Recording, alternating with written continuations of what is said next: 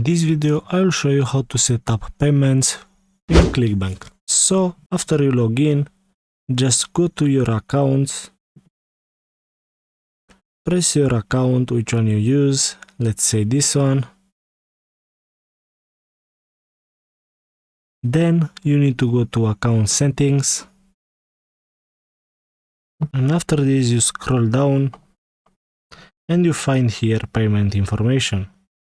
You can see is $100 payment threshold and payment methods check. So just press edit.